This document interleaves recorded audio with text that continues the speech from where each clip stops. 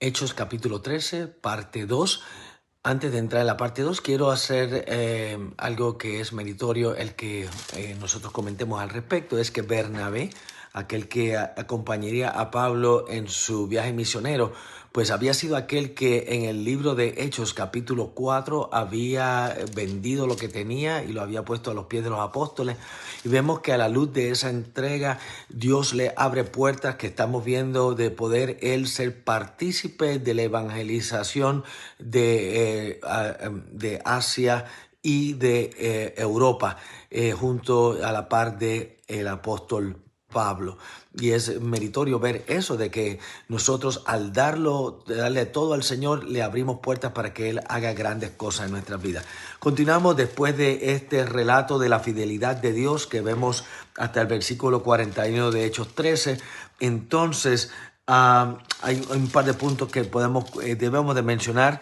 En el versículo 22, que David era un hombre conforme a mi corazón, quien hará todo lo que yo quiero. Y vemos que aún después que Dios pronunció estas palabras sobre él, él falló.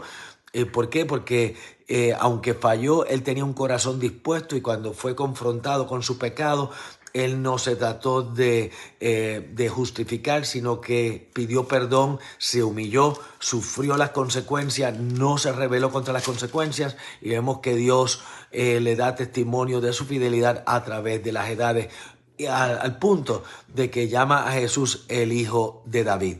Continuamos en el versículo 42, dice que cuando ellos llegaron a Antioquía, que está localizado en Turquía, vemos que el Señor pues los envía a lo que es la sinagoga y allí pues entonces ellos comparten el evangelio con los judíos y también con los gentiles que se habían convertido al judaísmo. Dice la palabra que cuando ellos salían de la sinagoga, los gentiles que se habían convertido al judaísmo quisieron aprender más de lo que estaba pasando y Pablo toma esa oportunidad para hablar más con ellos. Entonces, en esa semana, mientras de un sábado al otro, vemos que las personas que lo habían escuchado comenzaron a compartir las grandes buenas nuevas del Evangelio y comienzan entonces a haber un movimiento en la ciudad y el sábado después la sinagoga se llenó de personas y todo alrededor esperando oír las buenas nuevas de salvación.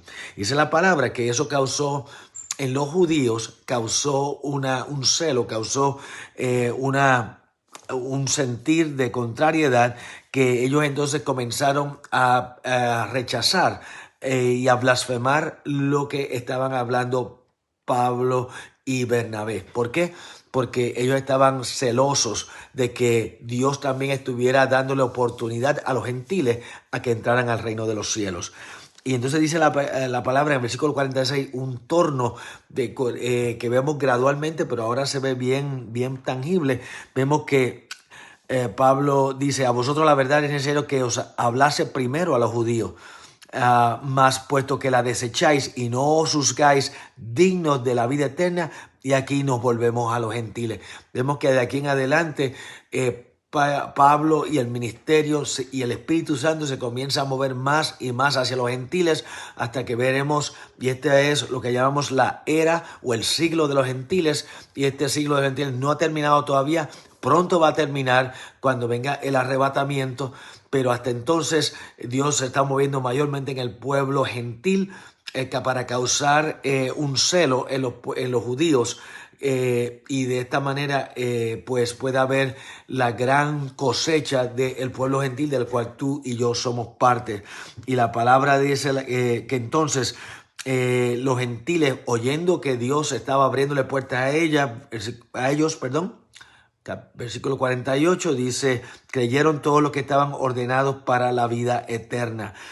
Y dice la palabra que los judíos entonces instigaron, versículo 50, instigaron a mujeres piadosas y distinguidas y a los principales de la ciudad, se levantaron en persecución contra Pablo y Bernabé y los expulsaron de sus límites.